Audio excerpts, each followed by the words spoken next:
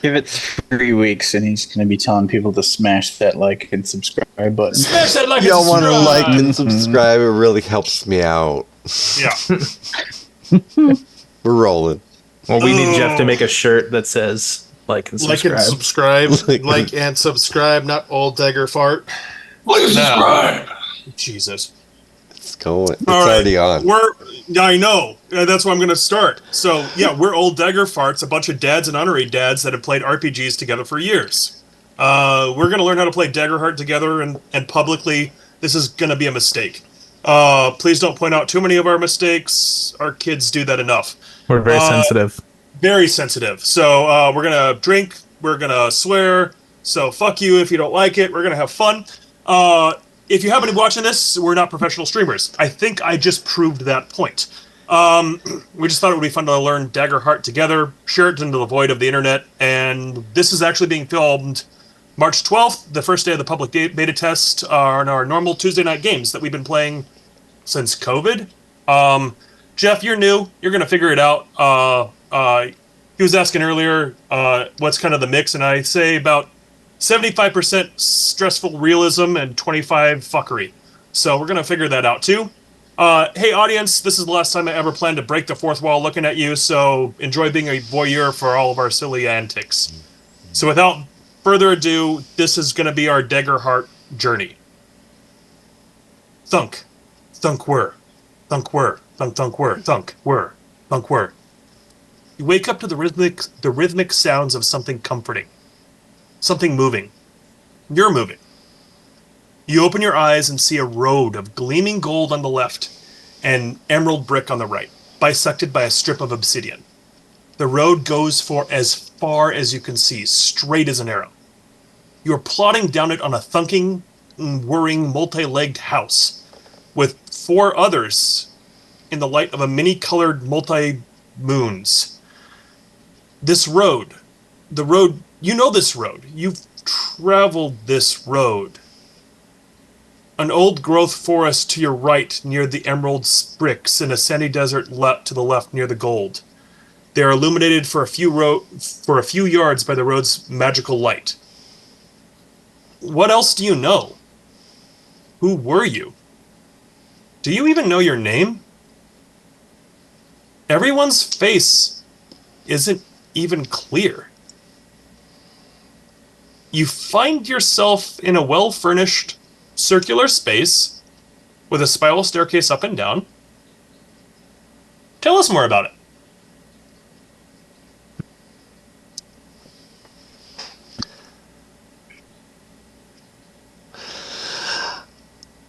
Dead air kills, bitches. Don't everybody this place jump on is? it at once. All right. It looks like a house from kind of mid 17th, 18th century. It's very old, modern looking. No, no modern facilities of any kind. There's a privy maybe, or there's just basics. Yeah, there's doors, right? Like built-in bookcases into the plastered walls, and it's a dark wood framing. And there's a series of doors. One of them marked with a WC, I think. Another with maybe like a coat symbol. And I feel like we're also sitting in chairs on a carpet with some sort of strange pattern. Gonna be the pattern from The Shining. I mean, legally distinct, but Legally distinct pattern. Yeah, that's pretty good. That looks like The Shining. evocative of The Shining. What's the light like? That's a very twilighty or dawn-like dusk. Not sure if that means it's morning coming soon or it's just past the day. But you do see outside of this place, there's very clearly probably a balcony. And you see this gleaming road in front of you. And the forest to your right and the desert to your left in this truly bisected space. There are many moons you see inside of the sky that seem to be multicolored. Sorry, to clarify, each are their own color. Each are their own space. And there is no crescenting or obfuscation of them all. So the people that are knowledgeable, which we don't know yet, the people that are knowledgeable would probably already find that maybe concerning or maybe not. Maybe that's normal. We don't know yet. But on the thing that's truly true about this space is you're still walking down this road. Let's start figuring out a little bit what you look like. Let's get some broad strokes.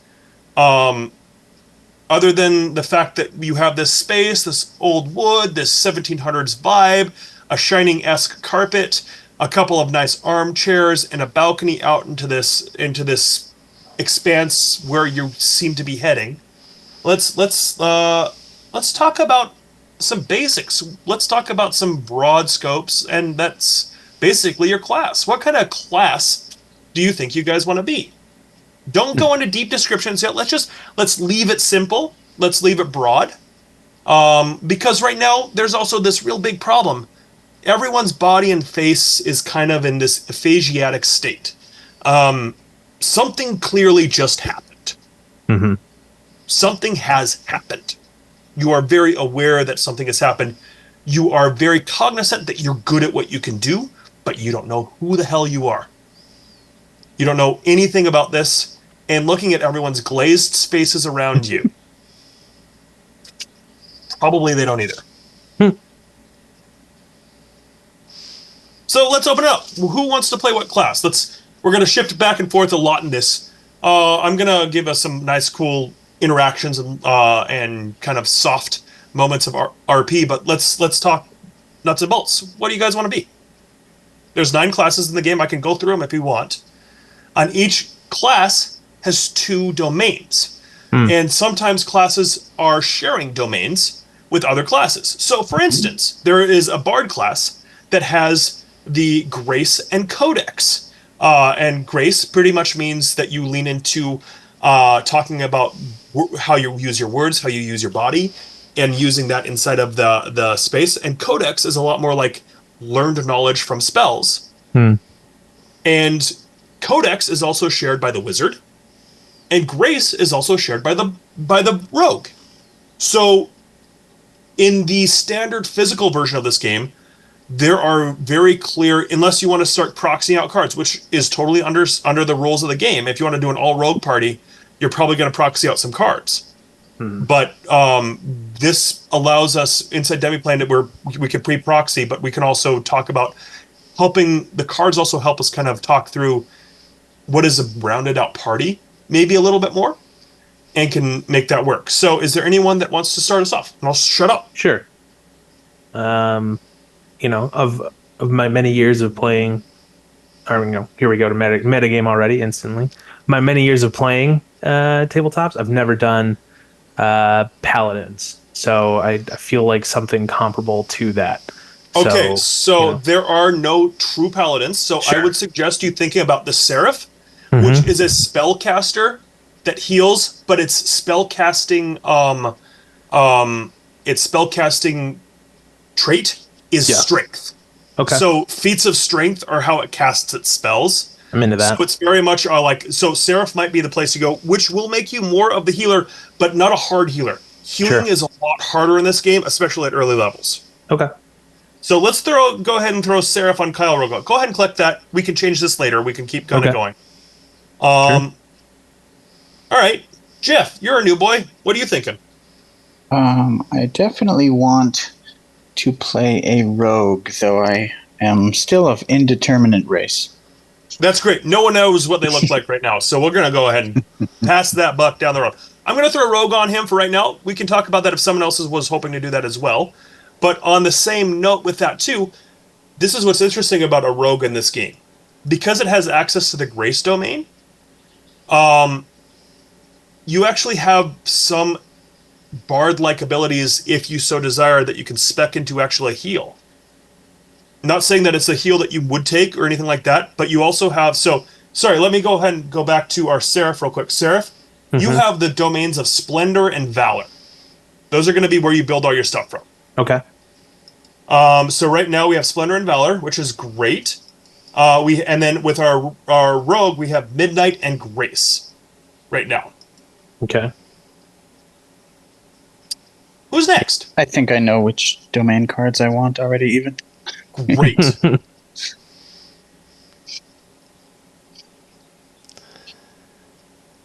I'll shoot from the hip.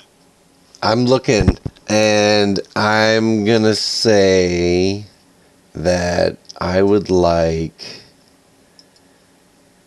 Well, I'll be honest. I was going to pick Rogue, but Jeff nailed it. So, I'm going to pick between a Druid or a Bard. So, if anybody wants Druid or Bard, speak up or forever hold your peace. I'll start with a Bard. And if I have to, I'll switch. So right now, you would be sharing as a Bard the Grace domain. Not saying that that's anything that's a problem. Just letting you know on the top as we start building this out. Yep. Right now, we do not have anyone inside of Sage, Codex, Blade, Bone. Sage, Codex, Blade, or Bone right now. Not saying that that's anything. And Arcana. We're not missing in it if we don't. Just saying it as of right now. What are you thinking about? What were you thinking? I wasn't. In all honesty, but don't lie. You I were didn't give thinking them anything. about something. You guys didn't have anything. no, coming into I this. swear to God, I'm coming in as completely blind. Good. We've got a Seraph and a Rogue and a Druid. Bard. Is there a Bard. comparable that Bard, you feel like right. you want to be? What haven't you played yet, man? Like what? Yeah. Like, what Yeah, I that's don't know. Sorry, guys. Do you want to be a big Uh, frontliner, or do you want to be a wizard? I'm thinking more Wizard's of a lot easier in this. I will say, compared to 5th edition, Wizard in this space has some more options, but it's not a bevy of options. Are you thinking Wizard, Trevor? If you're not, then I'll go Wizard. I mean, I was actually thinking of being the frontliner myself. Hell yeah. I love that their wizards just are inherently magical and can do mundane magic things without needing a specific spell for it. Like you want to make something float or light a candle, you can just do that because you're magic. Well, it's You're very magic. it's very Sapkowski, like Witcher magic. Like you don't need the book to do it. I see. So move away from Vance. Interesting. Yeah. So Sorcerer also has a lot of like the Sorcerer. You can go Warlocky, you can go Witchy, you can go innate Dragon Blood too. The difference between the Wizard will give you something that gives you Codex, which aligns with the Bard that Brennan is looking at doing, which is fine. Again, this is all great. If you go more Sorcerer, you're going to have more Arcana, which you'd have Midnight, which is more aligned with the Rogue. So if you're thinking about either way, are you thinking more book learning or are you thinking more innate? Because either are good. Probably more innate. I'm actually now changing my mind, kind of leaning towards Druid. Do it. Yeah. Yeah, I'm going I Druid. played it. Druid. So Druid is interesting in its own right. So that gives you access to Sage. What is it? Sage and Arcana, which are two domains that no one has at this point. So that does fill a little bit of a hole. Also, transforming is a lot easier, and you can do it right out of the gate. The comparable to 5th edition to this, I'd say, is we're starting at 3rd level, at 1st level. There's a lot more kit that you have that you can reuse. Cool. There's less options, but there's more kit that you can reuse, if that makes sense. I'll throw a Bard in there. I'll throw a Druid in there. That's great. So, Trevor, you can go Guardian, which is a little soft Paladin, or soft Barbarian, depending on how you subclass. Mhm. Or you can go Warrior, which you can go more Monk or Standard Fighter-ish, if you're talking about 5th edition. I was thinking about being like real tanky, but I feel like if we got like a Rogue, Bard, Seraph, and Druid, then having like a solid little meat shieldy guy would be probably a good idea. You probably can do, and honestly, you can kit out either way. Depends on if you want to go unarmored defense, which is something you can basically do as a choice out of Guardian right away. Mhm. Oh, Technically, you can too, I think, Kyle, you can kind of go Barbarian Cleric. It's kind of what I was looking at. That's why I was like, hell yeah, Trevor, come be the front lines oh, with me. dude, I'll be right there with you. Don't even. Yeah. I think And- that's I mean, well, and again, if the Seraph is more like wow, I kind of wanted to be like more of a solid tanky person. Mhm. Myself. Right. So are we thinking Knight in Shining Armor or Conan the Barbarian? I mean, well, that's a difficult to say. Like he's gonna be like big and hard to hit, like knock down, but not necessarily like the most aggressive of players. I would suggest if you want to try something new that you've never played with, let's go ahead and I'll tease you towards Guardian All right. and maybe kid out into something a little bit more platey because armor's interesting in this game. You might be easy to hit, but you might be able to negate that damage in interesting ways. I like that. I like that a lot. I'm sold. Guardian. All right, Guardian. So, first thing's done in about like 12 steps that we'll do. Druid, Bard, Rogue, Seraph, and Guardian. We've done it. Classes are complete. Let's go ahead and go into your subclass foundation. So your foundation card is you're basically one of two choices that you can go down that path. That card actually upgrades, I believe, 2 other times as it becomes a specialty and a mastery. So right now you're choosing your foundational subclass piece. I'm not sure exactly when that upgrades, but it's really cool because like the bottom of the sheet helps you do that, level up helps you do that. I fully suggest after we built this, if you have a free moment, build it again based off of the paper download, because you can see some of the really cool like check boxes at the bottom of the page and some of the stuff that we're going to talk through. Right. The design for the character sheets is the biggest thing that I wish I could talk to you guys about. Is really cool. I love what Demiplane does. It is a beautiful system too. They are just the difference that they have to be. The slickness that they were able to put in the character sheet is just sublime. However, Cool. Anyway, so We're you talking guys about documents, man. yeah. So you should now both be able to. You all should now click your thing. And if you look at the very top right of your page, it should say "Select Class." Yep. Click it. Did that. The interface is a little different. All right. Yeah, All right. This is a tough choice between the You should subclasses. have. Yeah. Go ahead and start thinking about them. Tuck them out. Throw it around a little bit. See what might be a. All right. All right. Well, since I was the last in, I'm just going to go ahead and call the stalwart. That speaks to what I was saying. I can take damage and Sure. keep on going. Like, if not else, I'm hauling you guys out. Yeah. Taking blows to the back as I go. Mm-hmm. All right. So you're going to be the stalwart. You said. Mm-hmm. Great. For me, I have two choices of Divine Wielder or Winged Sentinel. Divine Wielder basically makes it so any weapon that I have acts like Mjolnir. I can like throw it and have it come back. And I can, once per long rest, touch a creature and heal it for 2 hit points or 2 stress, which is pretty good. The other You know thing, how many hit points you get? Let me just clarify. is how it many like hit points 5? 6. Yeah, okay. Unless you That's- upgrade it. Okay. Everyone starts with 6. There's only one heritage ancestry that gives you more at the beginning of the game.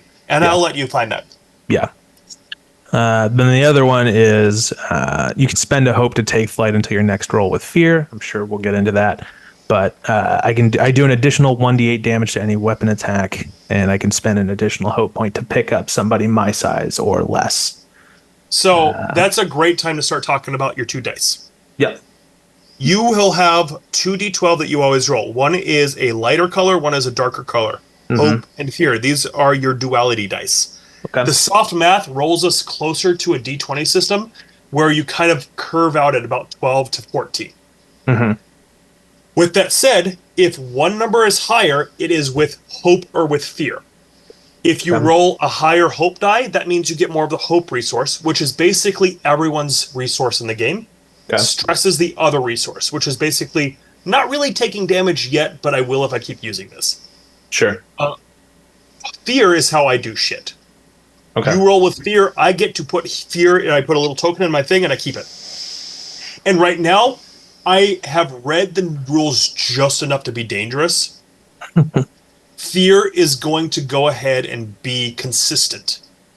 I have a document, but basically I have to use fear to use my roles to do my things as the game condenses and we go into true like combats. But if you roll doubles, that's a critical success.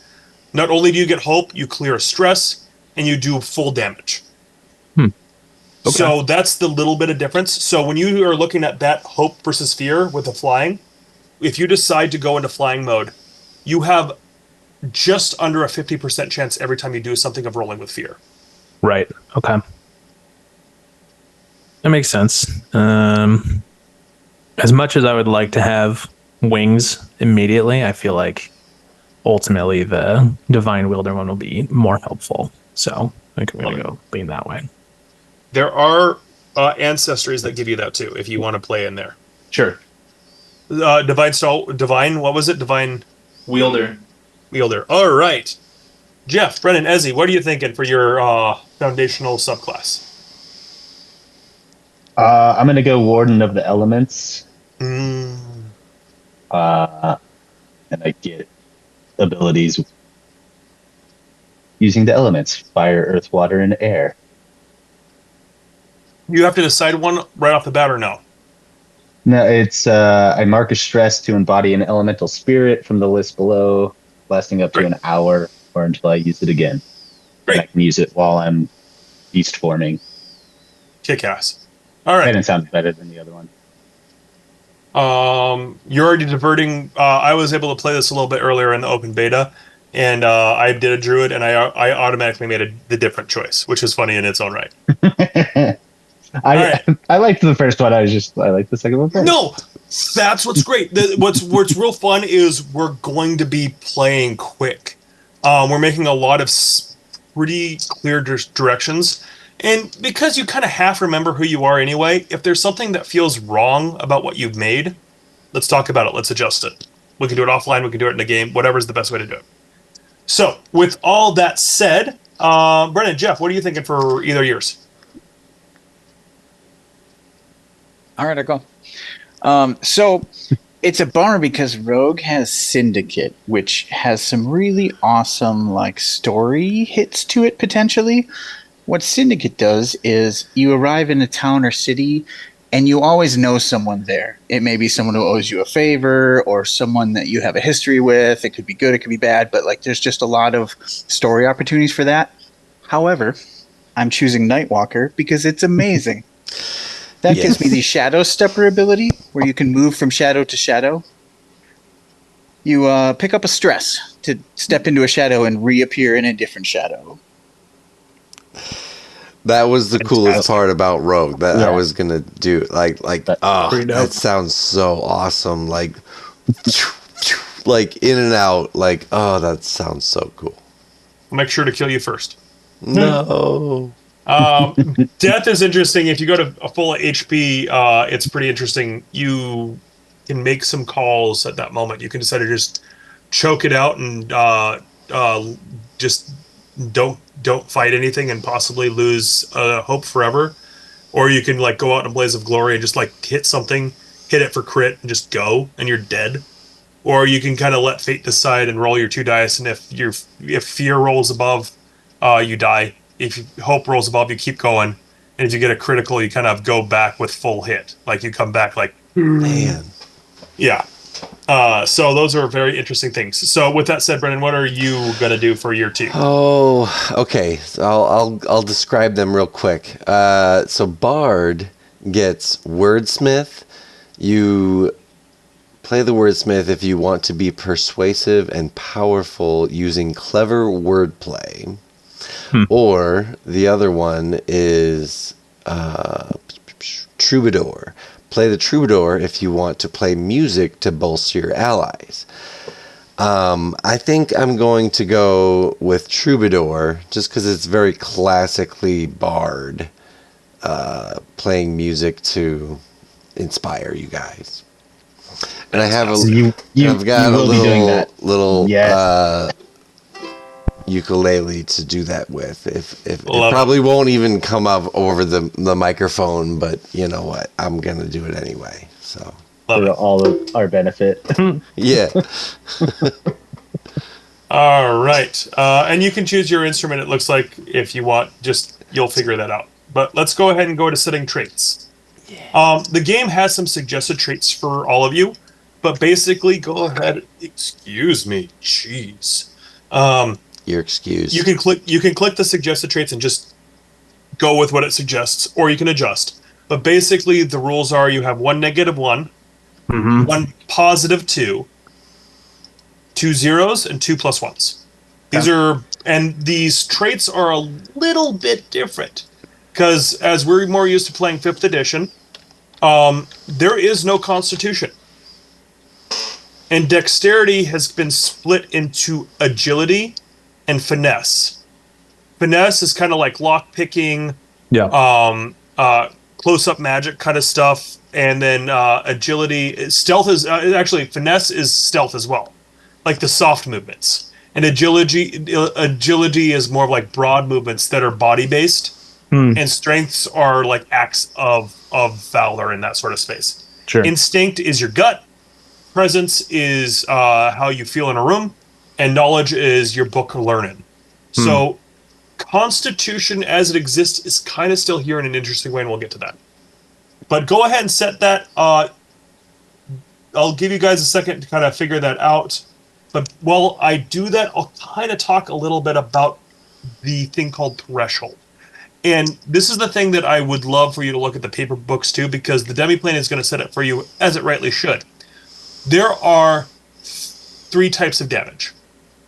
You have minor damage, which is 1 HP, major damage, which is 2 HP, and severe damage, which is 3 HP.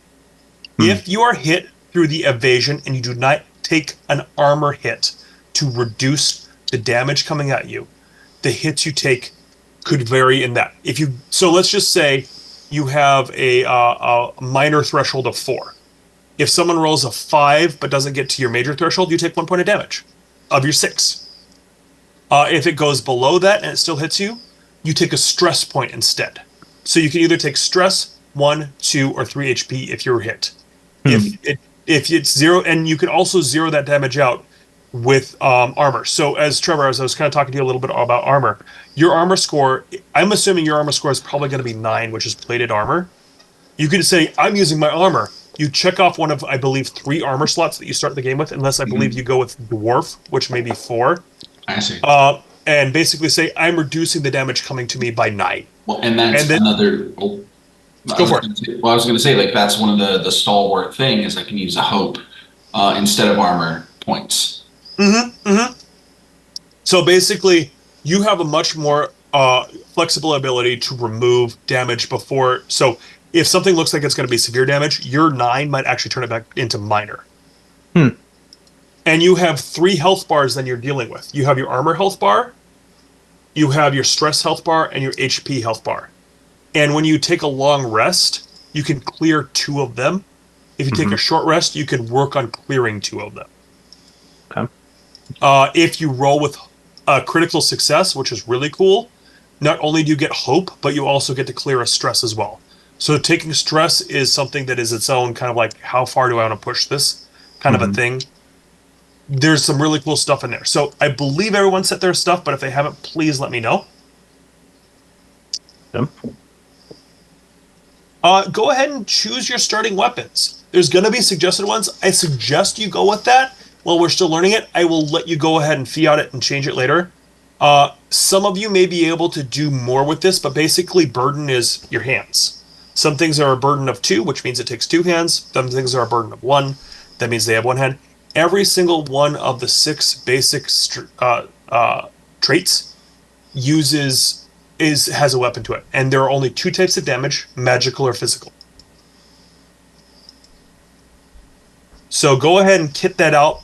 If you choose your weapon and you decide it's a 2-handed weapon, then maybe you won't be able. You can choose 2 things, but one of them will probably be in your backpack, and you have to talk about equipping it and that sort of stuff. If you decide to go into something like a shield, a round shield, that'll probably take up some burden slot of that, so you might have a weapon that is a little bit lighter. I also want to call out something on the weapons that's kind of interesting. That doesn't say the number of D that you roll. It just says D8 or D12 or D6 or D whatever. The number of dice you roll is based off your proficiency. Everyone starts with a proficiency of 1, and as you level up, you can decide to make that better. So as you get into like level 3 or 4, if you've decided to go into like full glass cannon mode and you get it into there, your proficiency might be at 4. I don't know if you can get there. I don't know if there's an option because there's like limitations to that. But that means you're rolling 4d6 every time you hit instead of just 1d6, if that's the way that you're going. Okay. So there's a lot of cool stuff that you can go there. So for instance, with you, Kyle, I believe strength is probably what you put your highest score as, because it's also your spellcasting. You can take a huge greatsword probably as part of your kit and use it too. So we've got some of that sort of stuff. Let me know if you need me to slow down anything on that sort of stuff. Additionally, your sheet will have this already. You start the game with 2 hope. I believe you can go up to the total. I have a sheet here. I can look. There's only 5 total hope that you can have. So you got to make sure you use it and unuse it and use it. Floating it between 2 and 4 is great. Okay. I'll let you guys explain your weapons and your armor later as we kind of go into that. I'll also talk a little bit about range. Some of this, I don't know how much of this may be theater of the mind. I don't know how much of this I'm going to use Roll20 for. We'll figure that out. But basically, there are 5 range areas. Melee. And if we're talking about on a battlefield, that means the minis are touching. Yep. Very close. It's about the short edge of a card. Close is about the length of a pencil or a pen on a battlefield. Far is about the length of a sheet of paper. And then very far is basically the battle map. If you have something that says you have very far range, you can hit the things assuming you have line of sight, which is kind of just softer rules. There's a lot more ability to do some really cool stuff with tactical stuff, but there's softer rules that encourage cool shit. Because you can also do things, because we're not talking about initiative right now because there isn't initiative, but you can actually like help an ally immediately. You can do huge group tag team roles all together as you go into this. So there's some cool stuff that you can go there and as well. So with that said, if you haven't, go ahead and finish up choosing your starting weapons and starting armor. Yeah. Everyone good? Do you have any insight, Deacon, on evasion? And like Evasion Yeah. is your evasion is how something rolls to hit you. So if I roll a number and I say, "Do I beat your evasion?" It is akin to 5th edition AC. Okay. But then how does armor factor into that? Armor removes damage before it comes in. I see. So, for instance, you haven't seen your sheet completely yet, but I'll try to show you. You have the power of speech here. All right. So if you look right here, if you can read that, those are the threshold numbers. In this case, I believe it was 8, 13, and 20 in my fate character that I made. Yeah. If you take, let's say you were on here and you took 15 damage coming at you. You can react and say, I'm going to use my armor of 9 to bring that down to 4, which is below my minor damage threshold. So instead of taking 2 HP, you take a stress. Okay.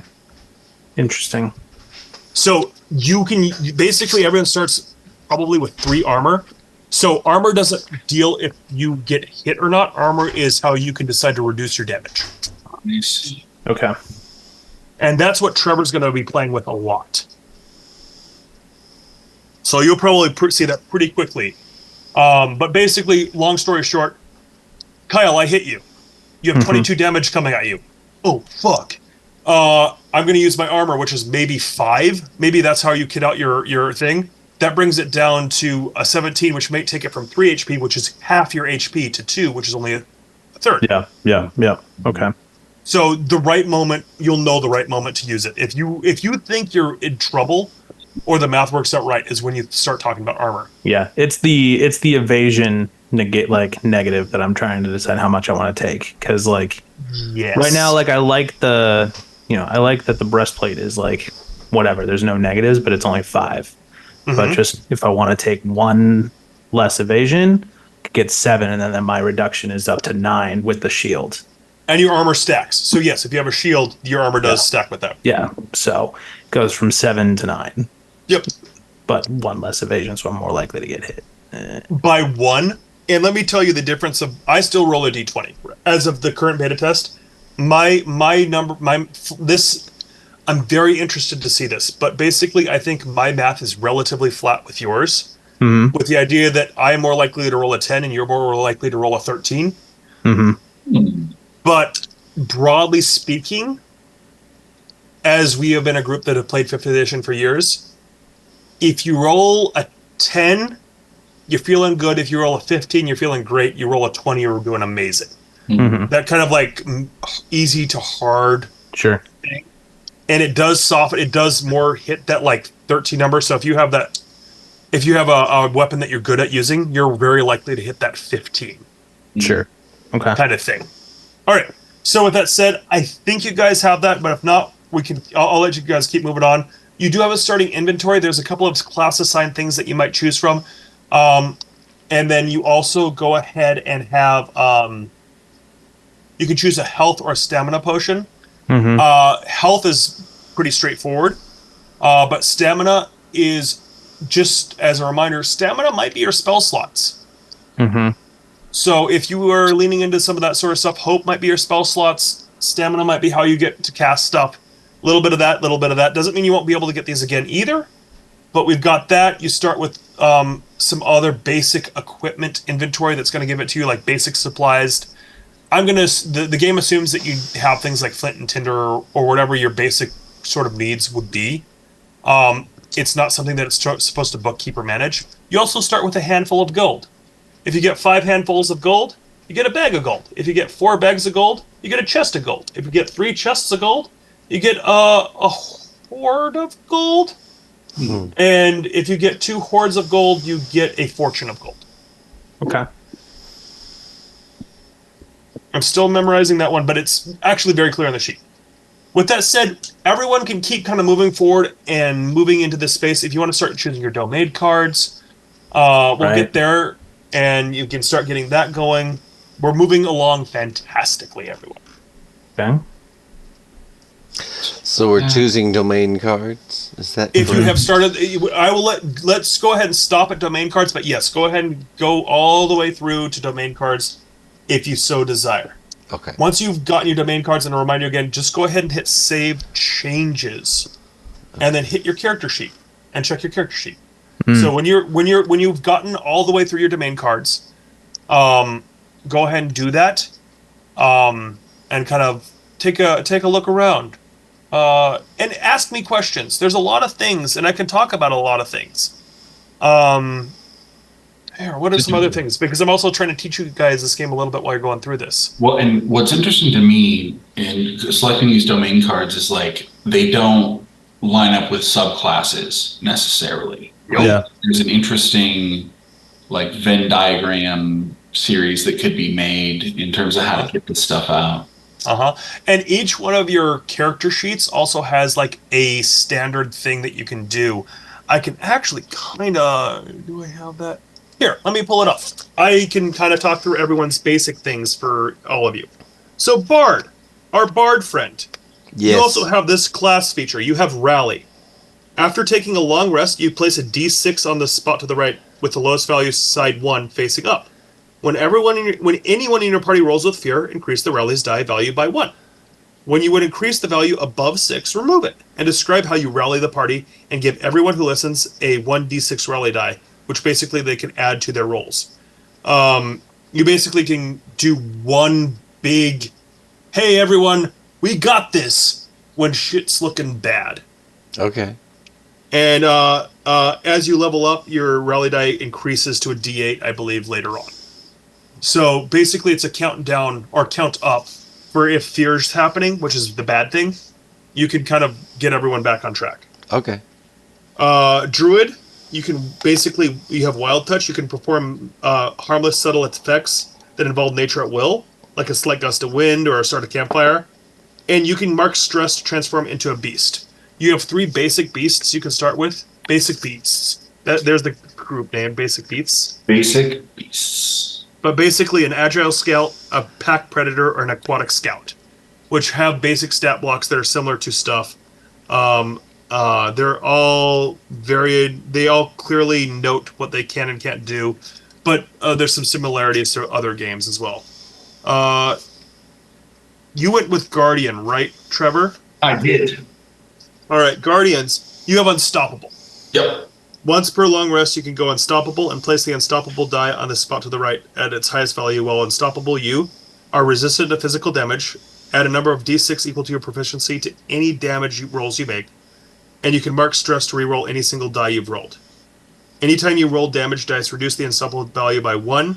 When you reduce the value to 1 or below or if the scene ends, remove it and drop out of Unstoppable. So you start at a D4. Cool. No rangers. Our rogue, basically hide. When you move into a location where no enemies can see you, you are hidden. You don't even need to roll for stealth. If no one can see you, you're hidden. You're unable to be directly targeted when you're hidden. Targets and basically, you are no longer hidden if you move or attack. When you leave hidden to make an attack, the roll has advantage. Sneak attack, basically, you always add a d8 to your damage rolls when you sneak attack. Our Seraph, I believe that's our last one. Yep. You have prayer dice. When you finish a long rest, roll a number of d4 dice equal to your spellcast strike. So right now, assuming your spellcast strike is a +2, you roll 2d4. You can exhaust them at any time to use their value in reducing incoming damage, adding to a roll result, or exchanging that for as many hope to give to any player. So basically, you can give people hope. You can reduce damage coming in, that sort of stuff. Yep. All right. With all that said, has everyone finished going through their domain cards? Believe so. Yes. Do you guys want to talk through the domains you might have chosen? Sure.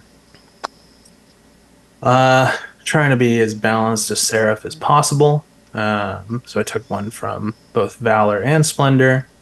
First one I picked was Forceful Push. When you make a successful melee attack, you can push the target out of melee range and spend hope to make them temporarily vulnerable. On a success with hope, add an additional 1d6 to your damage dice on this attack.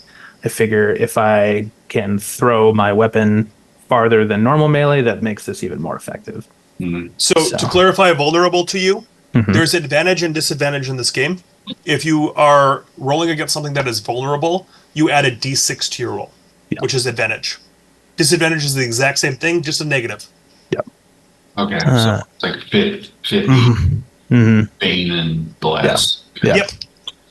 And then the second one I did was Mending Touch, which it's exactly what it sounds like. Lay your hands upon a creature and channel healing magic to help close their wounds. When you take a few minutes to focus on the person you're helping, spend 2 hope and heal a hit point or a stress.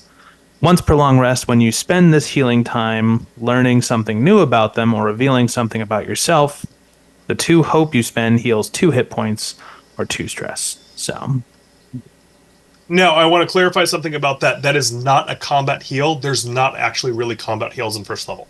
You have damage reduction as basically your kit in first level. Yep. All right. What else do we got? I've got some spells as a bard. I took the Inspirational Words domain effect, which I'll read real quick. You can imbue your speech with enhancing power.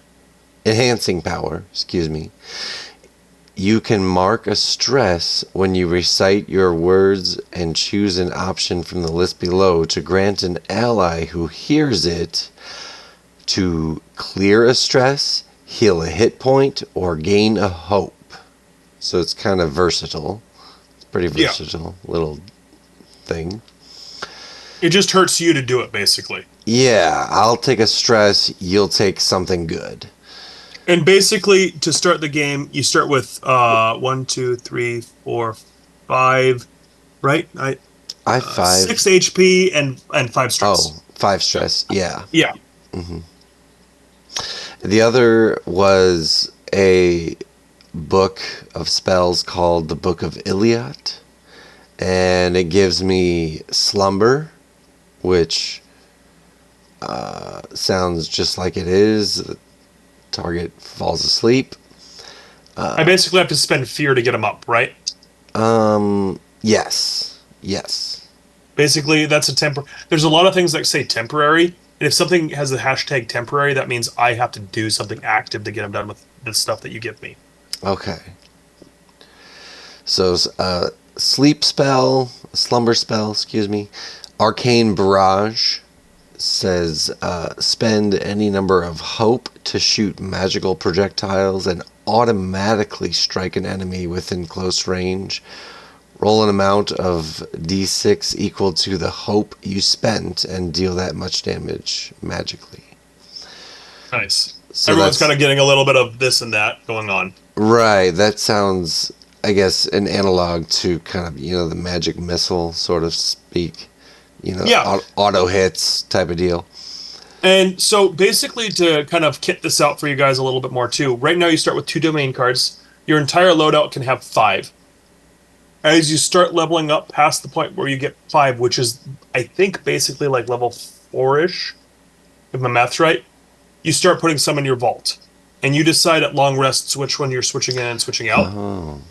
Oh. You can also, on the fly, switch one in or out.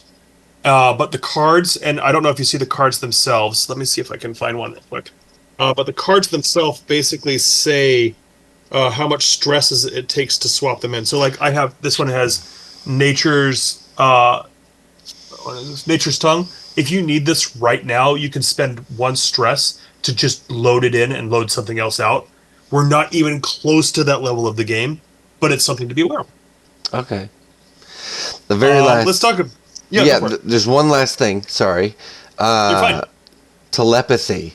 You may open a line of mental communication with one target you can see. The connection lasts until you use this spell to connect with another creature. So, very nice way of communicating discreetly. Mm-hmm. That's it. Trevor, what do we got? Yeah, so I picked up, similar to Kyle, balancing it out. I got I believe, Valor. I am your shield. When an ally very close to me is going to take damage, I can mark a stress to take the damage instead. And I can reduce the damage equal to my strength, and I can also use my armor slots. So I can, a nice like a 5e bait and switch, also Sentinel is kind of nice. And then retaliation, when I take damage, such as if I'm standing in the way of an ally, right? I can mark a stress to immediately deal weapon damage to a creature at half proficiency. So I could take a hit for somebody else and then whack them right back. Rand. Enzi, what do you got? I chose Wall Walk, which is exactly what it sounds like. It says I allow a creature Give it to I other can touch. I'm assuming I can also give it to myself. Yeah. Okay. And then my other one was Unleash Chaos. Make a spellcast roll against the target. That's so great. Yeah. Thin range. Basically, I just do the number of D10s that I choose ahead of time, based on the number of tokens I place on the card at the beginning of the session or whatever. But great. Basically, So, I have a temper tantrum. There's a lot of things that say at the beginning of the sessions. So clarify what that is when you start playing a little bit too. There's things that you can only do once per session, but it also is great for bookkeeping. If you know that you don't have to track if it's happened or not, and we will play 2-hour games. So you probably get to do that a little bit more, and we'll see if that balances well. Because feel free to min-max this and break my game. I'll try to break you guys. All right, Fair. Jeff. Last but not least.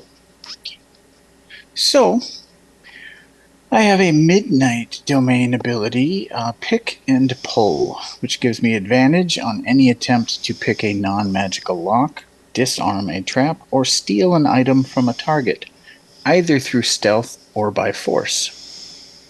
Which I think that it's not just stealth, it's kind of amazing. Just be like, give me that. And then the other one I picked from Grace, Deft Deceiver.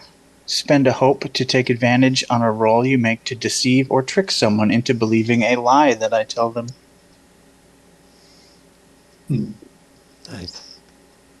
So, as you guys kind of sit in these chairs looking at each other and seeing the broader scopes of large plate mail to druidic leathers that kind of sit around this circle, you explore a little bit. And before we go into exploring real quick, I want to make sure everyone saves their character and goes to their character sheet. Feel free to look around it a little bit. If you have any questions at any time, please let me know. I've built 2 characters today when I had the moment between things. And I've built some on paper, so I have a pretty good idea how to answer questions and the new terminology that you may see. But it all is pretty clear. The one thing that you should do is go into your equipment sub-tab and click what items that you have actually in your inventory that you have equipped. That is one thing, and there's a lot of little things down there you can kind of go into. There's tabs that you can go into that kind of show you basic stuff and other items in those areas that hopefully give it a good idea of stuff. You will see an area that says experiences. Don't worry about that just yet. We haven't actually answered that question yet. But you see your hope on your right. You see your proficiencies. You see various different things, HPs that you haven't marked off. Your minor, major, and severe hits, your evasion, your armor, all of those sort of things on the areas. There's also a really cool journal feature inside of here. So if you want to take notes on your character sheet, go for it. You can search it pretty easily. You can put in entries, that sort of area. And there is also the world where we can do that inside of the shared character grouping page, but we will talk about that more later.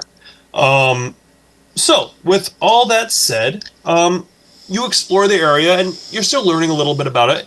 And I'm leaving this striding house a little bit vague.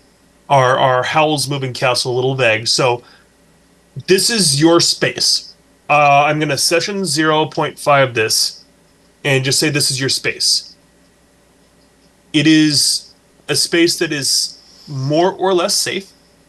From a place where you can rest, a place where you can leave it, you can come back to it. We're going to define a lot of it as we play and as we have questions about it, because I haven't defined everything. I came to this with a little bit of... I've built this world for a few years, but I have come to some realizations that I want to make sure you guys have controls and dials too. So some basics that you find inside of this space. It's basically 3 stories with a top level as well. The lower level is some storage, basic goods, preserved foods for long journeys. Don't need to worry about food in this game. You don't need to worry about being supplied unless I tell you otherwise, because let's just say that that is completely gone and you now have to go chase the scavengers that took it from you. In the middle is a living space. You have a living space. You have a nice place to rest when you're here. You have a place to get from the storage places to take kit with you to go. That kind of encompasses basic supplies. I will assume that you will prepare basically for anything.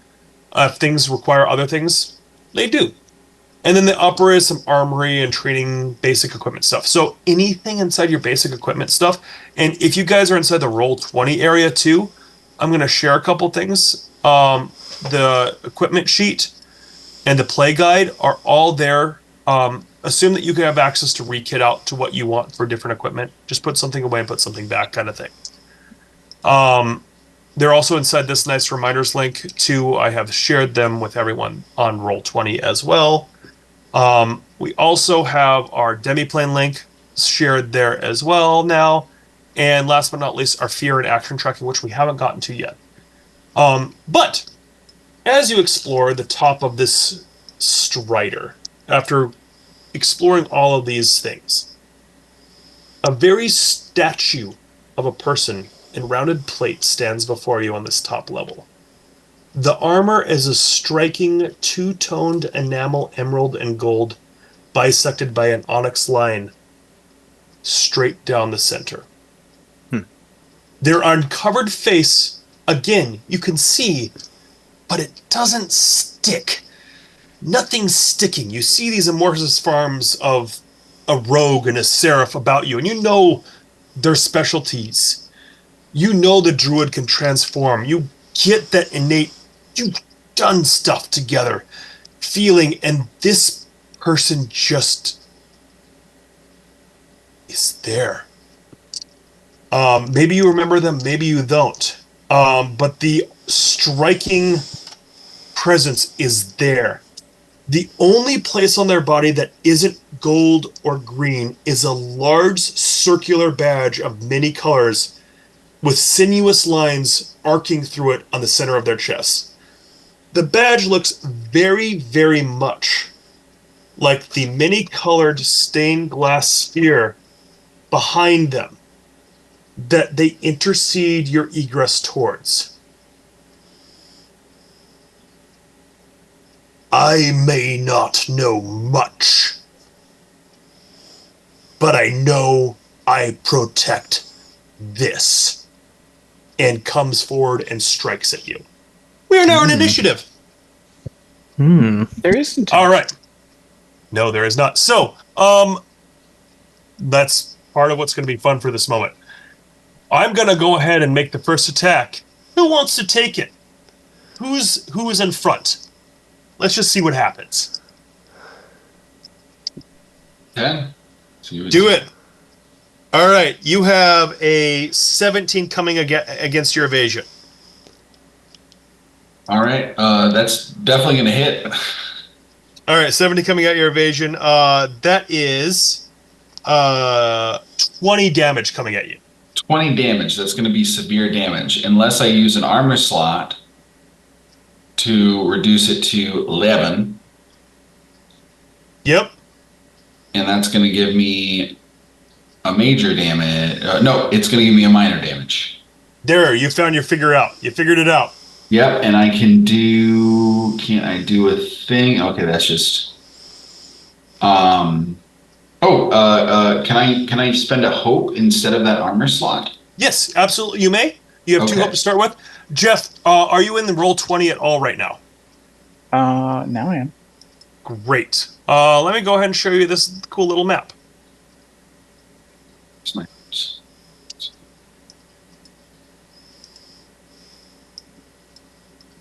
Yes, now. All right. So I'm going to go ahead and call you Blue, Trevor. I'll be blue. Right now, that's what we got. So I'm just going to go ahead and put Trevor right here, give it a nameplate so everyone can see, or at least I can see it, and then we'll figure out from there. Because we know that we all have had issues seeing names before and figure that out. They're animated. They are. That's that does wild. not mean that's not going to be our final one. I just thought it would be fun. I found these ones. Go ahead and call who you are. And you know what? I just took my move. You're up, guys. You guys decide what's up. Well, when you swung on me, I took damage from a creature in melee. I'd like to mark a stress to immediately deal weapon damage back. Great. And That is a free thing. Yeah, and the guardian who you see is like probably like head, like everyone else's head is to their shoulder, and they're built like a brick wall, just huge, and has in their hands a massive, almost fence post, telephone pole type staff with studded iron brads all around the end of it, and I'm going to just kind of whack him right in his side for 1d4, which is this right here. Right? Oh, no. 1d6 plus 2. And it's just damage. You don't need to roll the hit. It just is a rebuttal. Okay, so do you want me to click the dice in the roll 20? Let's go ahead and use Demiplane. It's going to help you the most, Okay. but go ahead. There may not be visible rolls for everyone right now. We'll just figure it out. I trust everyone. All right, I'm clicking in. There we go. First roll of the game, guys.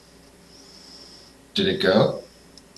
You tell me. It'll be on your sheet, probably on the bottom left. What was 5. it? So you did 5 damage to it? Yeah. Great. Mark that. I've got that going. All right. So this entirely huge Warhammer of a Maul that is again bisected in emerald and gold come down. Your shield just dents in, almost like shatters into space. And then you go over and your club comes in and just like knocks his knee. He kind of bumps in a little bit there. It is not my move. You guys decide what's up. This is the weirdest part of the game for someone who is used to other stuff. Someone go. I'm standing there kind of menacingly at him. Someone could probably sneak back up around me. Or blast him or whatever. It appears as though there may be, looking at the map, but is there any shadowy areas behind this gentleman?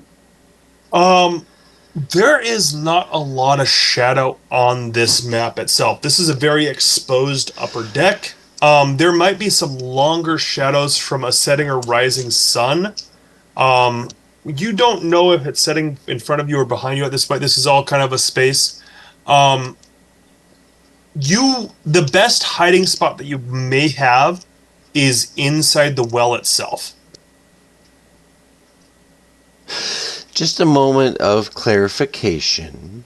Yes, sir. Is there an ability of the rogue to hide in the shadow of someone? I thought I read that in some of the PDFs that I was looking at. Yes, but if there's not any real decent light source, that still may not help me right now. Oh, I see. Okay. So the most that I would say inside of this space, which is a lot more exposed and an open temple's not the right word, but it's something. Is really the well itself. Otherwise, there's or off the edges. Like there's off the edges for sure.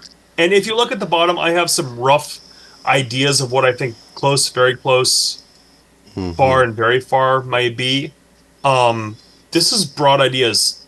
A lot of stuff isn't really built for this. So if you feel like you're moving too far, I'll tell you. But basically on your move, go ahead and do what you think you can do. And if it's feeling like it's too much, I'll start taking more action points. Because you can. And I'll just take more things. All right, yeah, for now I will ease into the shadowy area of the stairwell and just assume everyone has this covered or wait for my attack or for my opportunity to do some real damage. All right, I'll go ahead and that's not a roll, but it's a thing that you're doing. So I'm going to go ahead and just mark that you've done a thing. Who are you? What color are you?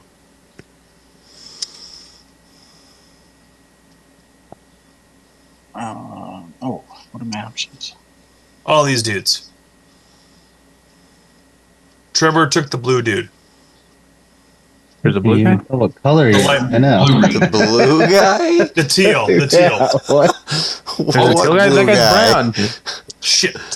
I'd rather be. They're all little. They're just dots to me, man. We all know today that Deacon You know, Isaiah, you is can zoom in. colorblind. What? There's zoom on this? When did that start happening? Oh, this guy looks the most roguey to me. That's more druidy. Here's our most rogue. It kind of looks like there's The red. You're green. Yeah. That's red. for sure. What are you talking? Are you fucking colorblind, Like- Deacon? The green guy right here. Yes. He's red. Yes, Fucking that's hide. green. Super red. What the fuck are you guys on? Oh I my see green. god. No, you do not. Wow. No, what the? I mean, let me look at the. No, I like sorry. that you chose a public forum on the internet to learn that you're colorblind. Apologies. Do you guys see auras around them? No. No. No. Then No. that's my fucking fault. Oh, there you go. Shit. Because the cape is red, right? Like, The cape is red. Yes, we He's all wearing except red for Deacon. clothes. Yeah. Yeah. Sorry, I'm looking at the fucking like little bases that I try to give you guys to make it easier to see shit, and now you guys can't see it. It's So really only fuck for me. you. It's all for me. Yep, it's all for The you. red guy that is in a green circle because it was contrasting, it made me see it better, is Congratulations. Jeff and is now in the stairwell. So he's Play that yourself. guy. Fuck. The dress is Who's the blue. blue guy? The dress is blue. That's right. There are 3 lights. Yes, love it. All right. All Great right. reference. I'm still unable to do anything. You guys are great. You guys are learning how to play this game, and I'm just kind of throwing you to the wolves. Yeah. Milo reference. Is there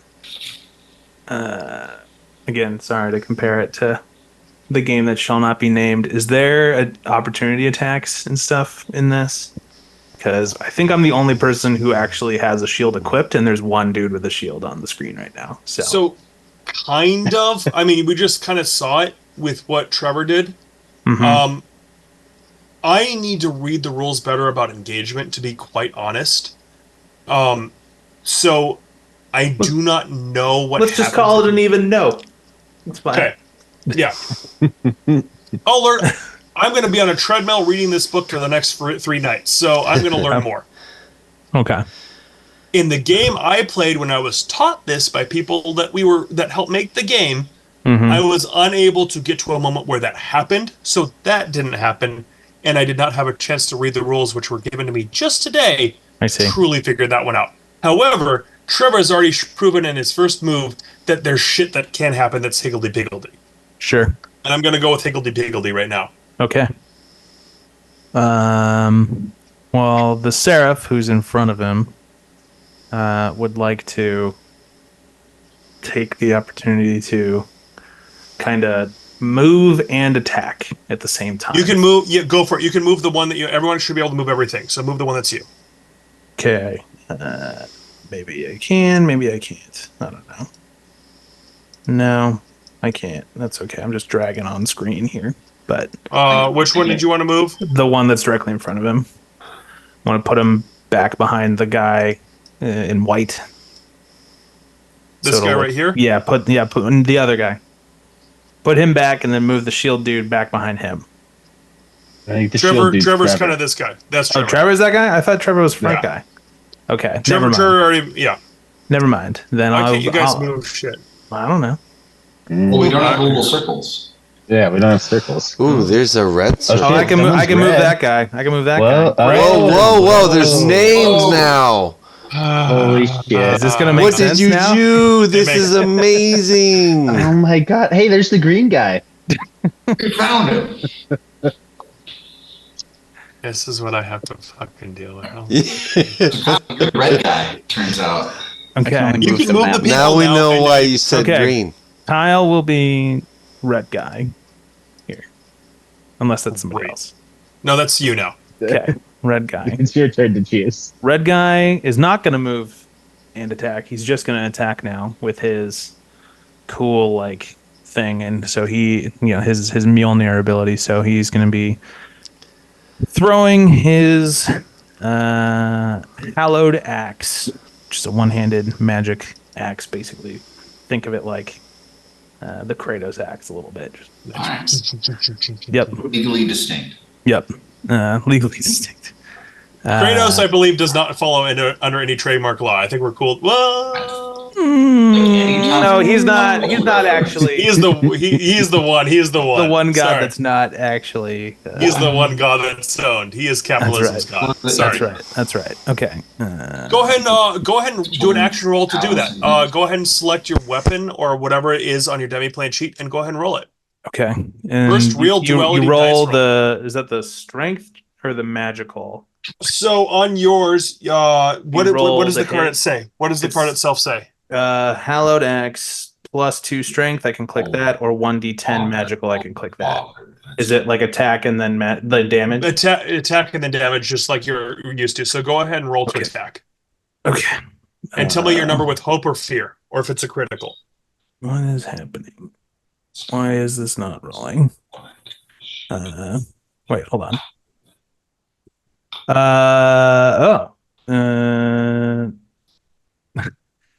2 8s.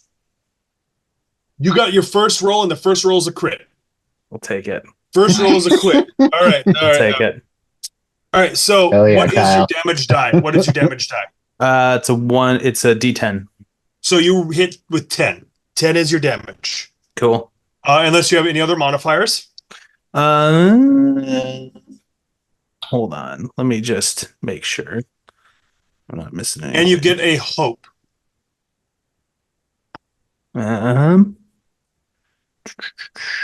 Cool. No, I'm good. So awesome. I'll take a hope for that. Yeah. So first roll of the game, everyone. I want to say it right here is a crit. First attack roll. There were other rolls. That's pretty good. That's the first real roll. Let's be honest. There were other dice thrown around. Trevor, I'll steal it from you anytime I want. No, it's fine. I did a thing. Kyle has had so many kills stealed from him. I'll give him the first roll of the game and the first crit. I'm with it. I'm here for it. Thank you. All right. Still not my turn. Quick question, Deke. Can I just beast form whenever? Shit, yeah, do it. Oh, what are you turned into? I'm gonna turn into a woof. He's owning it now. A woof. I'm gonna go ahead and give you yellow, which is the most close druidic. Which one? Yeah, that's the yellow. I'll be druid. I'll be that dude. That said, I don't know. It says You a should have a +2 tab. to my strength. You should have a tab that helps you with the beast form stuff. I haven't built a druid inside a demiplane yet, so I'm not 100% sure. Yeah. So I'll figure it out. It has like select beast form and then but once that's there, You it doesn't probably have are like the pack. You have pack predator. Pack predator. Yeah, exactly. But then I don't know what I should be rolling, I guess. So you have an evasion of +1. You have +2 to strength. Attack is, I don't know if you have like an attack that comes up with that. But basically your attack is now strength. If you make an attack on the same target as an ally right before you, add an additional D8 to your damage dice pool. So basically, right now, because stuff's happening, I'm assuming that you're going to come out in here and shoomp kind of thing. Yeah, I'm just going to take a bite out of them because Kyle just bit him. Was my thought. Exactly. So that's all great. So go ahead and do you have something that allows you that like changes what you are, or like a click in that has your strength changed? I don't know. No, it hasn't. What is your strength to start with? 0.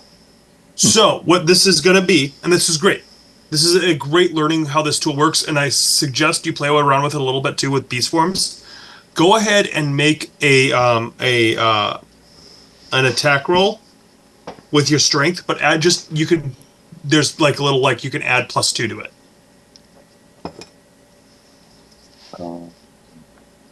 +2 roll. Let's see what that does.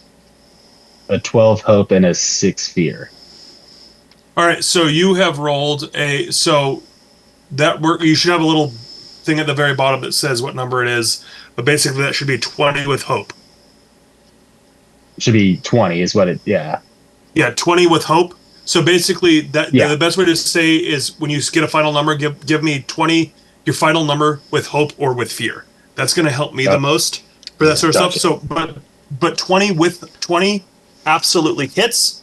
So go ahead and roll 2d8 on this. I just do that on roll 20. Wherever you want. Yeah. Yeah. Wow. Well, then I get an additional D8, right? Because That was the 2d8. You started with one, and then that was the actual one. wow. What's your damage? 2. 5. 5. All right. You go ahead and nip it, and you kind of nip at its legs, and it kind of like goes out of the way a little bit. But we've gone ahead and done a little bit of stuff on that space. Still not my. I was not my shooting turn. for a wolf, but I really turned into like a hyena. Yeah. Like it wasn't. Yeah. Like a small wolf. Yeah. Yeah. You definitely didn't roll as well as you'd hoped. No, not at all. Who's left? I have yet to go. Go for it. Okay, I will. I'm going to Arcane Barrage, which is spend any number of hope to shoot magical projectiles and automatically strike an enemy within close range, which is about the size of a pencil. Yep. Roll an amount of d6 equal to the hope you spend and deal that much magical damage. So I will spend 2. I've got 2 hope. I'm going to blow it all. All or nothing, baby. Do it. What does it look like? What do these little magical barrage look like? So, I will clarify that my character, we haven't gone into this yet, but my character's name is Malachite. And he's whatever the dragon, what is it called? Dracona. Thank you. I didn't want to say Dragonborn, which is legally distinct from Dracona. Right. Thank you. My cards. I'm good to go, guys. Okay, so on this note, which is fun in its own right, I actually have the race and ancestry. The ancestry and Unity? and the heritage in front of me, all in front of me. So if I need to build something, I can make a character real quick. Okay. Always. So I spend 2 hope, and I'm gonna pull out my loot, and I'm gonna fucking power chord this shit. And I'm gonna say, at the same time, I'm gonna sing the verse. Something like, God, now I'm on the spot. You really suck. I'm gonna fuck your shit up. I don't wanna play some games, but I'm gonna take off your face. That doesn't rhyme, that doesn't sing. Rocker loot. That just sucks, but it's the loot. You don't remember who you are. You're still working on all that. We're going. So what is the card? It's D6. What is the card? So you spend 2d6. 2, yes, 2d6 because I blew all my hope, and I'm gonna do 6 total damage. Great, but you also don't need to roll to hit. No, Great. I didn't. I just rolled You just my do damage dice, and I subtracted my hope. I have 0 hope. It's not my turn. Someone else. Mm-hmm. Well, I think it's me, because I did like a thing in reaction to something that happened. And also just real quick, I had to switch out my weapon because I didn't understand great staff is like a wizardy thing. So I have Warhammer now instead. But same deal. It's a long, studded club. There's a lot of feeling behind ideas. You can go ahead and build it how you need to. Yeah. Rename them. Go ahead and swing it back around and hit on the right side there. Try and buckle the knee and knock him down. So, do I do the strength or the 1d12 plus 2 thing? You need a roll to hit. So you need to go ahead and give me a strength roll. basically. You should be able to click your weapon itself to roll to hit. That's what I did. All right. No. Zoom. Don't do it. There we go. Fear. 14. With Fear. hope or fear? I rolled both, or which one was? Wait, say again. Which one's higher? Is it with hope or fear? Hope is higher, so hope. With hope. So 14 with hope. Unfortunately, it just like skitters off its arm and just misses. But this thing is just like looking at everything, holding its warhammer, and it's just like slowly picking it up. There's this giant of a thing that's almost the same size as the giant of a thing that stands in front of it that just try to hit it. Gets ready to attack, but at this point, it still is unable to do a thing. You guys are still up. Keep rolling. Go. You guys have all taken a turn, so I'm not too worried about it at this point. Oh. All right. Last in, last out. I'm going to go ahead and become unstoppable. And I'm going to take a swing on it again. Okay, so I'm unstoppable now, so that's that.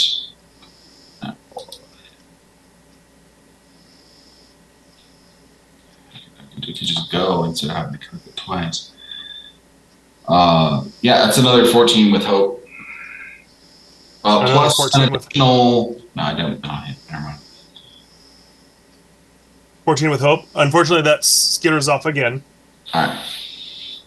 I'm going to go ahead and interrupt now. So I'm going to go ahead and take 4 of the actions that you guys just took to go ahead and convert them into 2 fear. And I'm going to go ahead and spend those 2 fear to just jump in and do a fucking thing. Because I can do that. I'm going to go ahead and this thing is slowly bringing its warhammer around. And it is going to go ahead and just slam down on the thing that has been closest to us. So it's going to go at you, Trevor, and just try to smash your face again. That's what I'm here for. Does a 7 hit? A 7. And that would be against my evasion, right? Correct. Oh, yeah. That is 15. Big numbers. 22 damage. 22 damage. I'm going to go ahead and use an armor slot on that to get it to Great. 12. Okay. So that's only going to get me for 1 HP then. Great. You guys can jump right back on in. Keep rolling.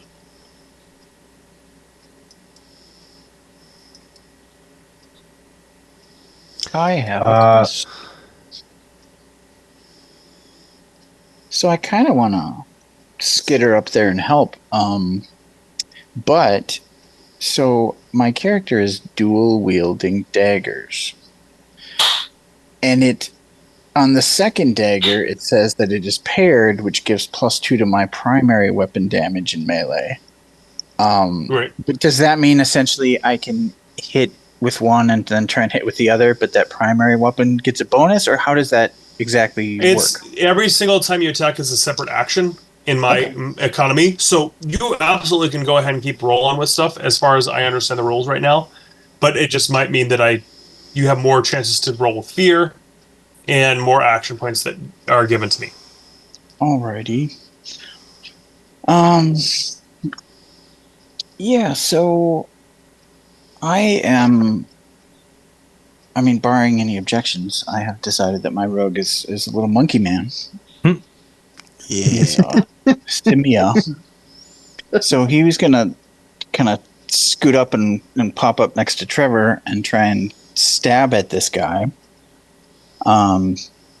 If I have an ally as a rogue, if I have an ally in melee with my target, I add D8 to my damage roll. Great. So assuming I hit him, it might not be bad. Great. So let's see here. Is this my hit? Oh, well, we'll just roll these. Well, Jeff. Okay. Oh, What was resistance again? Resistance means that you take half. So Okay. you're unstoppable right now. So technically, you probably didn't need to take that armor slot. Yeah. You figure that math out. You do the right thing for you. I wouldn't have. It wouldn't have hit my minor, so I'll just take that HP back. Okay. Yeah, if it was still damage that you took, though, under your minor, you take a stress. I see. Okay.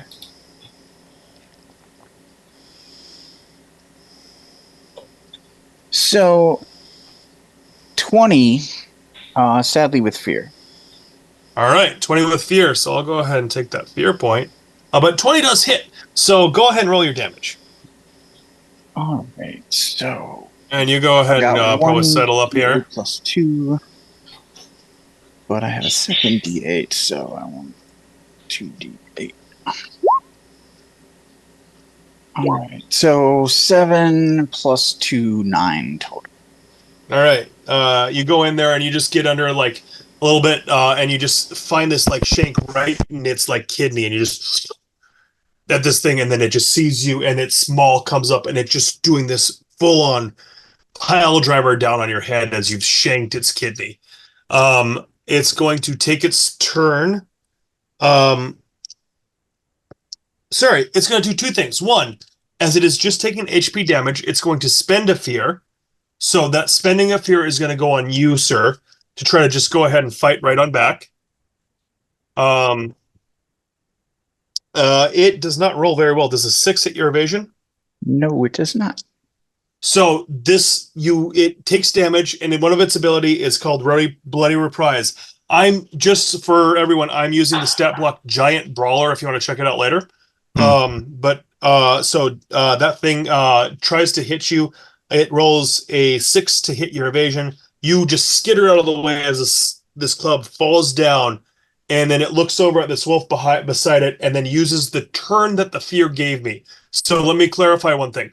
I just used an action that my character has that says basically, if HP damage is taken, I can spend one of my fears that was given to me to hit back. Then I can also use then after fear is rolled any single time inside of a game, then I go ahead and take a turn after. I do not need to spend fear for that turn. I just get to take that turn. I need to take away the actions that you gave me. So if we were in a physical game right now, how I would be running this is we'd have a dice tray in the center or something like that. And every single time that you guys did something, you'd throw a token or a gem inside of there.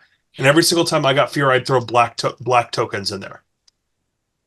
Every single time I move or activate one of my things, I take an action out of it. I can take 2 actions out of it to turn it into a fear. I can take 2 fear out to just interrupt and say, it's my turn now. Suck it. And that's the rough things. I need to spend fear to end temporary actions. Basically, fear is my hope. And some bigger things like what I just did to Jeff was me spending a fear that I was just given immediately to try to do stuff. And that sort of stuff. So with that said, that maul hits down, cracks into the floor, and then it just like trips out, and like he kicks it with his foot to try to keep that momentum going, and goes straight into the jaw of the wolf that's nipping at its heels. So it's going to try to go ahead and hit Ezzy. I feel like a 13 hits your evasion. It does. It do. That is 13 damage coming at you. I am shield, and I'm gonna just kind of scooch over. I'm gonna use a stress to take the damage instead, and I'm gonna reduce that damage by my strength trait, so 2. All right.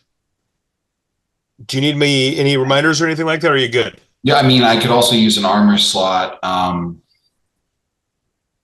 And remember, are you guys adding hope to you? Every time you roll with hope, go ahead and add a hope to your resource. Oh. Every time you roll with hope, add a hope to your resource. Oh, shoot. Okay, so I have 2 more hopes. Could I have... Go ahead. Sorry, Trevor, you finish your thought, and then... No, you're fine. So could I give up a hope to do my stalwart thing instead. So I'll reduce it by a total of 11. That feels right, but I'm still learning the game too. So yeah. That's right. Yeah. Because if I, my 2 swings that missed were both with hope. Yep. Hope It's a was failure higher. with a cool thing. Yeah. No but. It's a no but, not yes and. Yeah. So I would have had 3 hopes. So I reduce a hope down. I step in front, take the hit, and kind of lean into it a bit more to reduce the damage by 11. Great. So that was, what did I say? I said it was like 15 coming out there. So that's now down to 4. It would still be under 9, right? So yeah. So you take the HP that you need to, or if it's stress, you take that. who? I think we're good. Trevor, That's okay. the entirety of my my enameled knight's turn. Real quick, Deeks. If he hit me, could I have used one of my Wardens of Elements What does it say? to, like, if I did Earth, I get 2 to my armor score, or I get Go ahead and read the whole card real Incarnation, quick for me. um, I can open. just I can says, grab one too. like, Marcus stretch to embody the element, lasting up to an hour. Got it. So in this case, you could take that if you so desire, but at the same point, you also someone just jumped in front of you. So I don't think you need Right. to. Yeah, that was just my question when Trevor was doing his thing. So I'm gonna go ahead and kind of say yes to a lot of things right now. I'm going to read a lot more in the next few weeks. But basically, I feel like that feels very reactionary. Instead of, we don't have turns, we have moves that we do. So if you're taking a negative to get a positive, I'm just gonna say yes right now. right. But also, Cool. you can move into you doing a turn now too. I'm Sure. also I'm trying to find a way to let you guys see this. But if you look at the fear tracking thing that I've shown you guys before, if you link to that, you can actually see me live update a Google Sheet as well. I see. So I'm kind of keeping track of who does turns.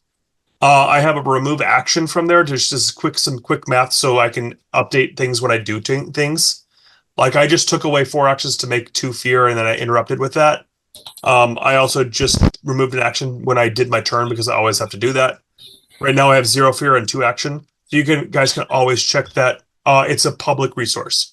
Okay. So I want to just make that a very clear, this is a very public thing. So with that said, it is no longer my move. It is the player's move.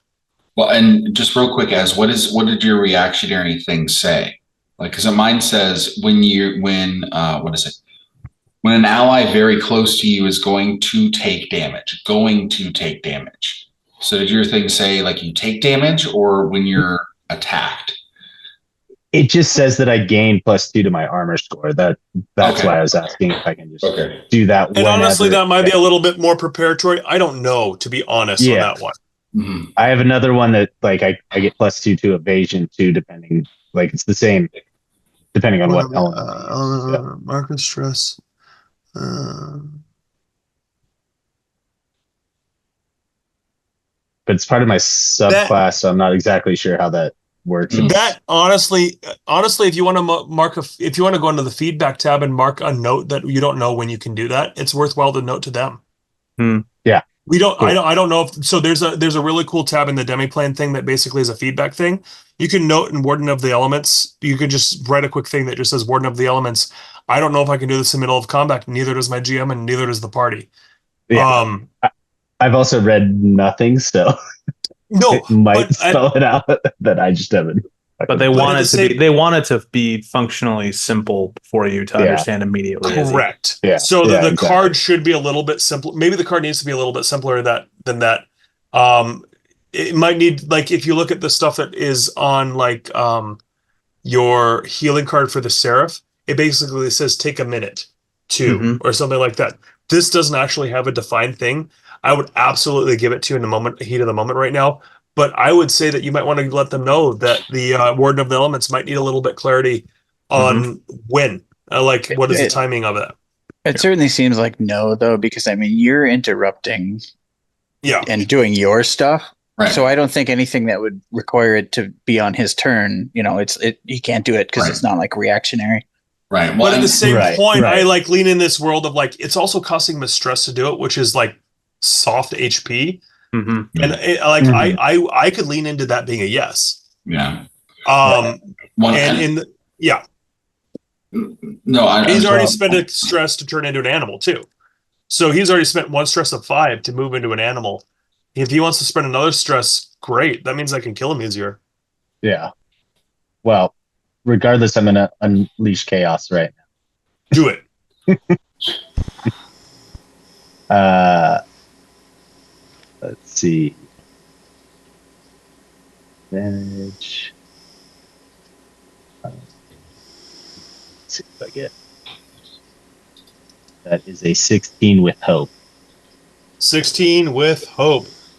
Ooh, yeah, go ahead and grab that hope, and that is a major damage for this thing. Which means I take 2 HP. So explain what that chaos looks like as you a shield comes down, blocks your face as a wolf, and you just embody the elements as a wolf form, and what happens? Like I tried to attack, and you saw like my wolf form shrink down because I missed or didn't do the damage that I wanted to do. And then I see Trevor then protect me, and I'm like, all right, fuck this shit, and just become a full giant wolf. Well, giant wolf, as big of a wolf as I can become. So the wolf just like massively comes It's up. a big level 1 wolf. So as Unleash this the amorphous form that is this druid that you see, it hits and it gets embarrassed and it shrinks down and whimpers for a second, but it sees the shield coming and it just grows, and a paw the size of a boulder kind of reaches out and slams this thing. It stumbles, hits a knee, blood oozes from its gorget, and it just looks at you. And the damage is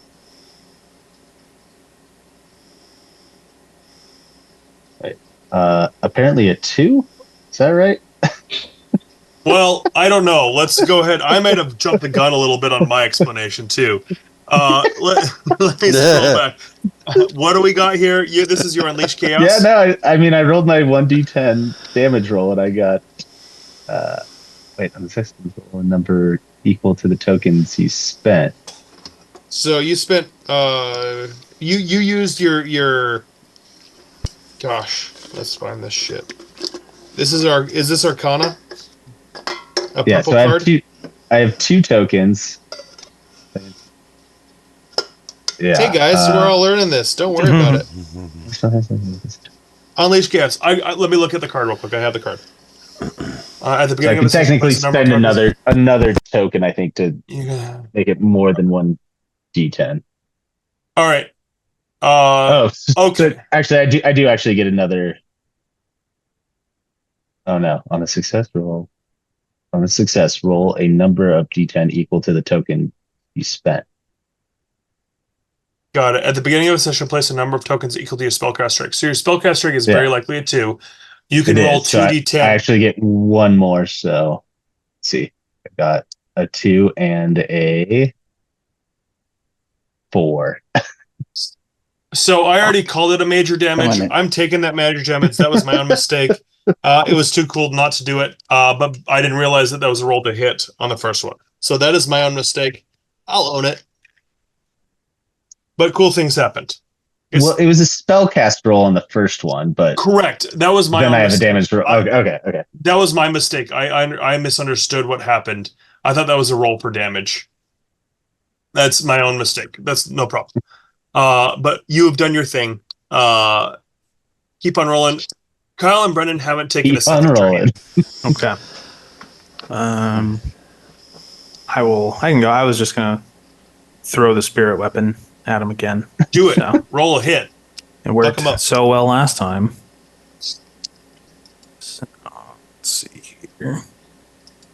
Spirit weapons just ricocheting around the room. It's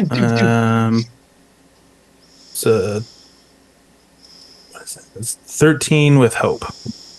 13 with hope. Unfortunately, it does not hit, but you go ahead and take your hope anyway. Okay. But everyone can keep rolling. Let's keep it rolling. Brendan, you haven't gone in a while. Anyone can jump in though. Yeah, I'll jump in. I'm having troubles finding where like my movement speed is. Don't worry about it. Okay. You can kind of very close it. Go ahead and assume you can move very close if you need to push a little bit further. Now, this is what's also cool. If you guys want to help each other, you can. So let me give you guys a quick reference about some things. You can do a group action roll. Sorry, you can help an ally. You can spend hope to roll a 1d6 advantage die to add to someone else's roll. So if someone's doing something big that you think that you need to help with, go ahead and say, I'm spending a hope, I'm helping, and explain why. We can do group action rolls. Choose a leader to make a standard action roll, and anyone else helping spends hope to add a d6 to it as well. So basically the highest of that group that's jumping in goes ahead and adds the right. So let's just say everyone's trying to do something together. You guys can all spend hope to help your guardian do something bigger, and you all take away hope and roll to make shit happen. You can also go ahead and tag team roll once per session. Someone can spend 3 hope to start tag teaming with someone else. Basically, you both make separate action rolls, and then choose one of the rolls to apply for both players' results. Both players make attack rolls against it. So basically, once per session, you guys can do something fucking cool together. I really suggest looking at the play guide a little bit more later and read through it a little bit. It's awesome. Yeah. It gives a little bit more details on it, but it's not what we need to do right now. Right now, Malachite, the Dracona, is going to dagger this dude. Do it. So tell me what I gotta roll for that. That's great. Dagger. Go ahead and roll your duality dice for one of them. If you want to do it, let's do it one at a time. We got to slow down a little bit. Okay. You may be able to do twice with one action. I am still learning this game too. But let's just go ahead and slow down and do one. I think that Jeff noted something with paired, so you might actually be able to do damage with it. Right. That's greater. If I do hit, the damage is a little greater. Great. So, let's just assume that it's working with paired rules. Yep. So, 9 plus 1, 10 to hit, I guess. With hope. Okay, go ahead and take hope, but it skitters off. The dagger just comes in. Keep it rolling, guys. Do something else. Okay, somebody coming in off the dagger. I'm going to go ahead and swing at him again with my big studded Warhammer club thing. Swing. Do it. One in the thing.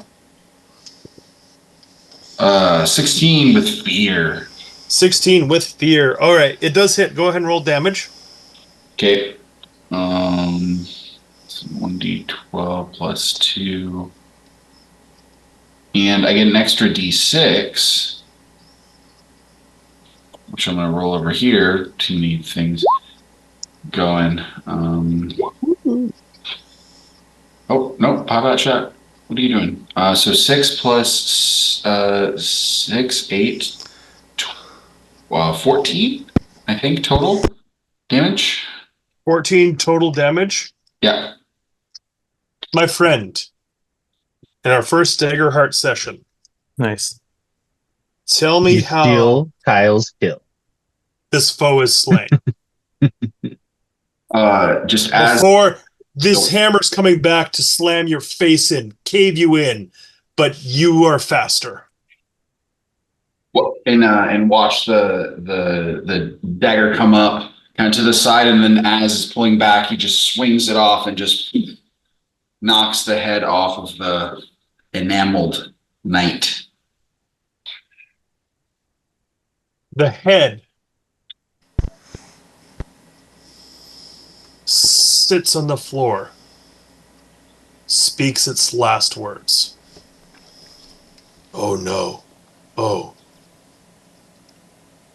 We We are here to protect this glass, this sphere. Together.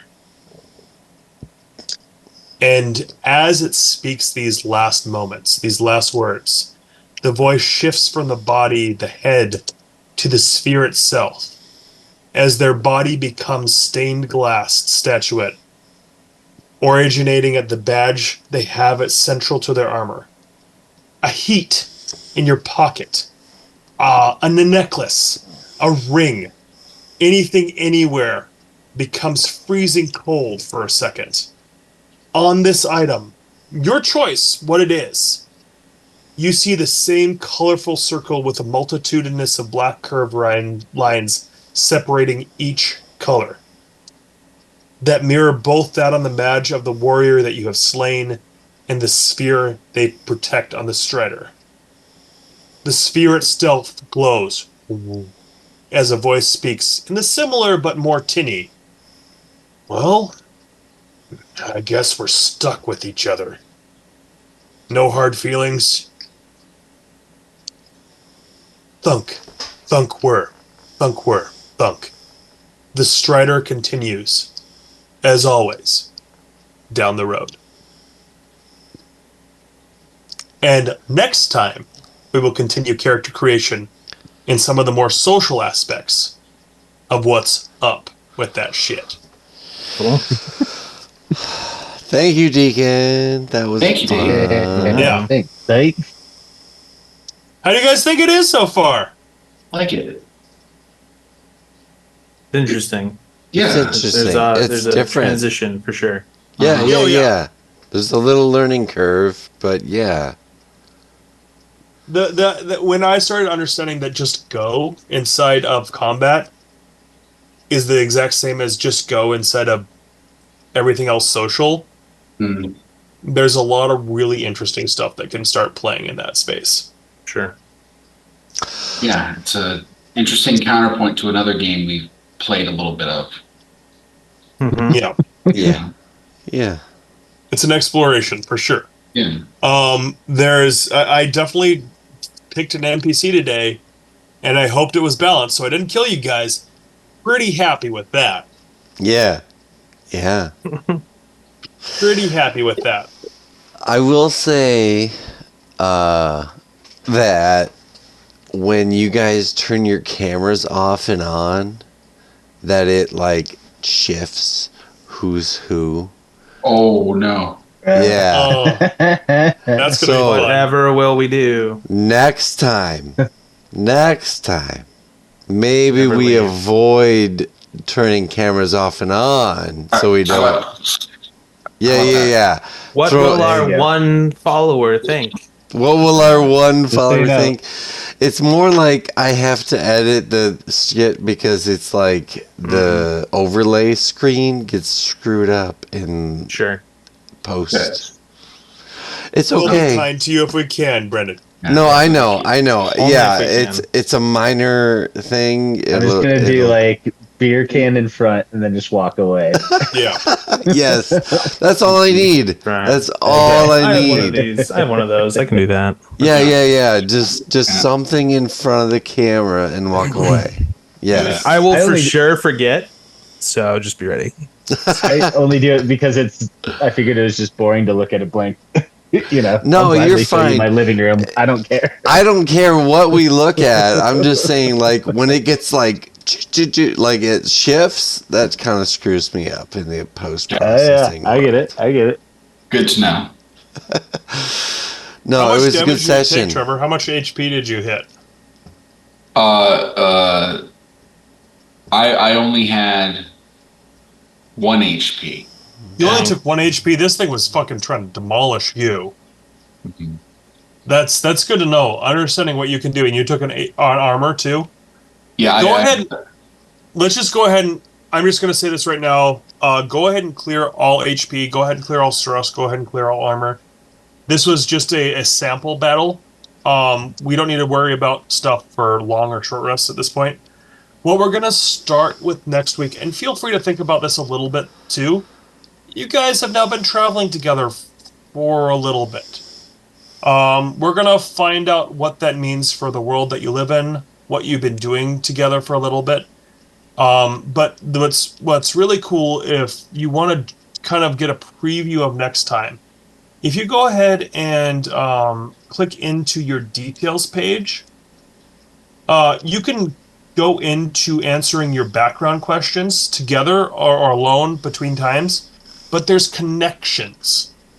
So connections are questions you ask other players. So we're going to find out together what you guys have kind of done together. Interesting. The first little bit you've been traveling together. And that's what we're going to learn a little bit more on when we jump back on next time. So, Awesome. for instance, one of the questions that I will ask you, because guess what? I'm not a player character. I'm the fucking Strider. My character will also be someone that we talk to, and you can answer and work with. I'll be asking you guys questions a little bit too, as we jump into stuff too, about why you did this to me or something like that. In the days, months, I don't know how long, maybe a year or so, that we will have been traveling together by the time we start session 1, because this was session kind of 0.5. We'll go into 0.75-ish and keep going and kind of build stuff together, slow rolling it. I wanted to give you guys a combat. We could have finished our characters 100% for tonight, but building the characters without a full understanding of kind of how combat worked, I felt was disingenuous. So I literally cut the character creation in half. You guys had enough to play the game from a tactical standpoint and just start. Mm-hmm. And I wanted to see how that worked from my own, like I wanted to give that feedback to the game designers too. Sure. Yeah. Yeah. So, yes, we could have kept going on a different space, but yeah, we're going to go more into names. We're going to go more into foundations, which technically is the one thing that I did just say, like, we're just not doing this tonight. You guys are amorphous things. Some of you guys know that you might be a monkey or a dracona, but if that changes by the time we get there, great. Yeah. Yeah. I was just reading those questions. I've already filled out my backstory for sure. Oh, yeah, it's a really fun, idea. I haven't at all, but I will. So, yeah. Well, awesome, Deeks. Thank you for Yeah. Well, and welcome, getting us all going. Yeah, welcome, Jeff. Yes. Yeah, Welcome, Jeff. Yeah, thanks, Jeff. Yeah. But otherwise, night all, and we'll play again next Tuesday. Cool. Jeff.